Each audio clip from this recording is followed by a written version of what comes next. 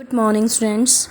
In geography, our eighth lesson is going on, that is transport and communication. And कल जो हमने last topic complete किया था वो किया था एयर ट्रांसपोर्ट के बारे में, air transport and shrinking world के बारे में जो रीड किया था हमने।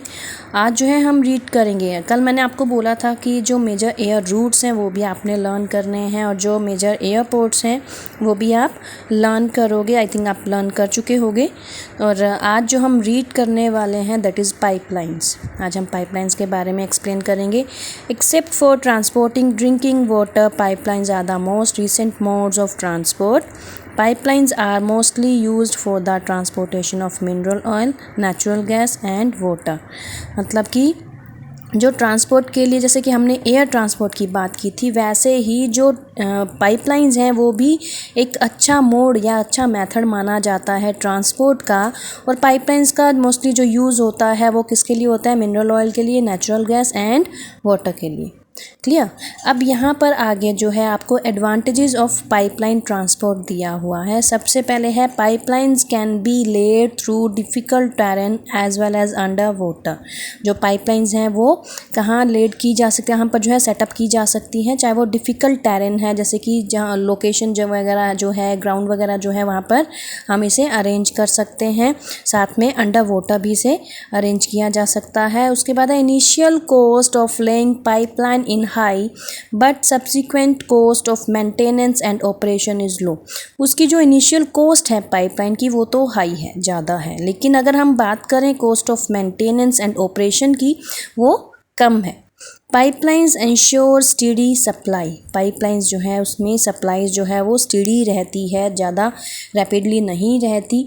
Fourth, it minimized transship losses and delays. जो पाइपलाइंस है वो किसे मिनिमाइज्ड करते हैं, किसे कम करते हैं? लॉसेस को, नुकसान को, या फिर जो ट्रांसपोर्ट वगैरह में डिले का कारण बनते हैं उसे कम करते हैं, उन रीजंस को। फिफ्थ है pipeline operation involves very low consumption of energy. जो पाइपलाइन ऑपरेशन है उनमें किसे इन्वॉल्व किया जाता है? उनमें जो है कंजप्शन, एनर्जी की कंजप्शन जो है वो काफ़ी लो होती है, धीरे होती है। It is quick, cheap, efficient and environment friendly mode of transportation. Pipeline जो है वो क्विक मतलब जल्दी काम होने वाला होता है उसमें, एंड चीप मतलब सस्ता पड़ जाता है जो ट्रांसपोर्ट है। एफिशिएंट मतलब एफिशिएंटली उसमें वर्क किया जा सकता है, और इससे जो है एनवायरनमेंट फ्रेंडली मतलब इससे एनवायरनमेंट को कोई भी नुकसान नहीं होता। ओके। जो हमने जो 6 पॉइंट्स अभी रीड किए हैं वो हैं एडवांटेजेस ऑफ पाइपलाइन ट्रांसपोर्ट। अब जो है disadvantages of pipeline transport. First one है there is no elasticity in pipeline transport. Pipeline transport में कोई भी इलास्टिसिटी नहीं है। उसे जो है मतलब हम ऐसा नहीं कर सकते कि उसे जो है उसके मेथड को चेंज किया जा सके या उसमें कुछ भी ट्रांसफॉर्म किया जा सके। क्लियर। कोई भी इलास्टिसिटी नहीं है, वो जैसे फ्लेक्सिबल नहीं है, मतलब उसमें फ्लेक्सिबिलिटी नहीं है। Second, once laid, the capacity of pipelines can neither be increased nor it can be decreased. एक बार अरेंज होने के बाद जो ये पाइपलाइन ट्रांसपोर्टेशन है, एक बार अरेंज होने के बाद इसकी कैपेसिटी को ना तो इंक्रीज़ किया जा सकता है और ना ही डिक्रीज़ किया जा सकता है। क्लियर। थर्ड है security of pipelines in certain areas is difficult task. जो पाइपलाइंस की सिक्योरिटी है वो काफ़ी सारे एरियाज़ में डिफ़िकल्ट टास्क के रूप में हो जाती है। मतलब इसकी जो सिक्योरिटी है उसके लिए जो भी हम टास्क करते हैं, जो भी वर्क करते हैं वो काफ़ी डिफ़िकल्ट हो जाते हैं। It is difficult to detect leakages. मतलब अगर लीकेज की प्रॉब्लम होती है तो हम काफ़ी मुश्किल हो जाता है उसको सोल्व करना या उसके बारे में पता लगाना। In the event of damage pipelines can not be easily repaired. अगर डैमेज हो जाता है पाइपलाइंस में तो उसको रिपेयर करना काफ़ी मुश्किल हो जाता है, इजी नहीं हो सकता। ओके। तो हमने अभी रीड किया था पाइपलाइंस के बारे में, उसके एडवांटेजेस के बारे में एंड डिसएडवांटेजेस के बारे में। अब हम नेक्स्ट जो टॉपिक है वो रीड करेंगे, world distribution of pipelines. Pipelines का जो वर्ल्ड डिस्ट्रीब्यूशन है उसके बारे में रीड करेंगे। The United states of America is foremost in pipeline transport and has 1,60,000 kilometre long pipelines. मतलब कि जो यूनाइटेड स्टेट्स ऑफ अमेरिका है वहाँ पर पाइपलाइन ट्रांसपोर्ट का यूज़ किया जाता है, और कितनी लॉन्ग पाइपलाइंस यूज़ की जाती है वहाँ पर? 1,60,000 kilometre. Most of the pipelines carry petroleum from the regions of production to the regions of consumption. काफ़ी सारी जो पाइपलाइंस हैं वो कैरी करती हैं पेट्रोलियम को कहाँ से कहाँ तक, जो प्रोडक्शन का रीजन होता है वहाँ से जो कंजप्शन का, जहाँ पर यूज़ किया जाता है पेट्रोलियम को, वहाँ तक जो है इसे यूज़ किया जाता है, कैरी किया जाता है. About 17% of all freight per ton kilometer is carried through pipelines in the USA में जो है 17% जितना भी हम जैसे टन यूज़ होता है पेट्रोलियम जो है वो कैरी किया जाता है. A very important pipeline is the big inch which carries oil from the Gulf of Mexico to the north eastern part. सबसे इम्पोर्टेंट जो पाइपलाइन है वो है बिग इंच, जिसे जो कैरी करता है ऑयल को कहाँ से कहाँ तक, गल्फ ऑफ मैक्सिको से नॉर्थ ईस्टर्न पार्ट तक. Okay. Middle east has a large number of pipelines. Figure 8.11 में आगे आपको शो किया जाएगा कि जो मिडल ईस्ट है वहाँ पर काफ़ी सारी पाइपलाइंस जो हैं वहाँ पर हैं. Some of these pipelines cross the desert and carry oil from Iran, Iraq and Saudi Arabia to the refineries at the Mediterranean coast.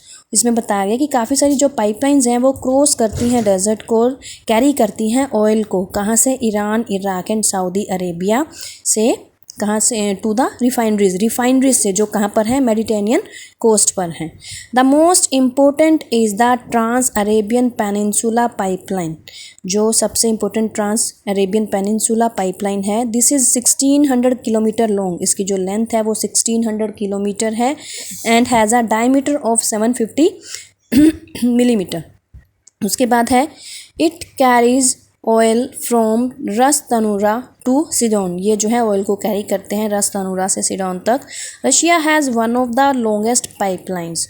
Russia में जो है काफ़ी लंबी पाइपलाइंस हैं. This is 48 kilometre long trans continental comicon pipeline. It carries oil from, ये जो है it carries oil, ये ऑयल कैरी करते हैं कहाँ से कहाँ तक, from Ural and Volga regions to the east European countries. Ural and Volga region से ईस्ट यूरोपियन कंट्रीज़ तक इसे कैरी करते हैं ऑयल को. India has also laid pipelines to carry oil from Assam oil fields to Barauni and from Gujarat oil fields to Mathura. India में भी pipelines जो हैं वो यूज़ की जाती हैं, अरेंज की गई हैं, जो कैरी करती हैं ऑयल को कहाँ से कहाँ तक, आसाम ऑयल फील्ड से बरौनी तक एंड गुजरात ऑयल फील्ड से मथुरा तक. Pipelines are also use to transport natural gas. Pipelines का यूज़ किया जाता है नेचुरल गैस को ट्रांसपोर्ट करने में भी. In the United states of America the length of gas pipelines is more than the railway lines. मतलब कि जो यूनाइटेड स्टेट्स ऑफ अमेरिका है उसमें जो पाइपलाइंस की लेंथ है वो किससे ज़्यादा है, रेलवे लाइन से भी ज़्यादा है. In Europe Italy, France, Netherlands and some other countries have laid gas pipelines. इन सभी कंट्रीज़ में भी गैस पाइपलाइंस हैं. India has also constructed 1700 kilometre long Hazira Bijapur and Jagdishpur gas pipeline. India में भी कितनी किलोमीटर लॉन्ग है, 1700 किलोमीटर लॉन्ग जो है पाइपलाइन यूज़ की जाती है, जिसे HBJ बोला जाता है, Hazira Bijapur Jagdishpur gas pipeline. It supplies gas to fertiliser plants at Bijapur, Sawai Madhopur, Jagdishpur, Shahjahanpur, Aonla and Babrala. ठीक है, तो इन सभी जो प्लेसेस पर गैस को सप्लाई किया जाता है इस पाइपलाइन के थ्रू. ओके, तो इसमें जो है हमने वर्ल्ड डिस्ट्रीब्यूशन ऑफ पाइपलाइंस के बारे में रीड किया. उससे पहले हमने पाइपलाइंस का जो मेन टॉपिक था वो रीड किया, तो उसके एडवांटेजेस रीड किए एंड डिसएडवांटेजेस रीड किए. तो आज जो है आपने इतना जो टॉपिक है इसे लर्न करना है, अच्छे से रीड करना है. उसके बाद जो नेक्स्ट टॉपिक हम करेंगे दैट इज़ कम्युनिकेशन. ओके बेटा, हैव अ नाइस डे.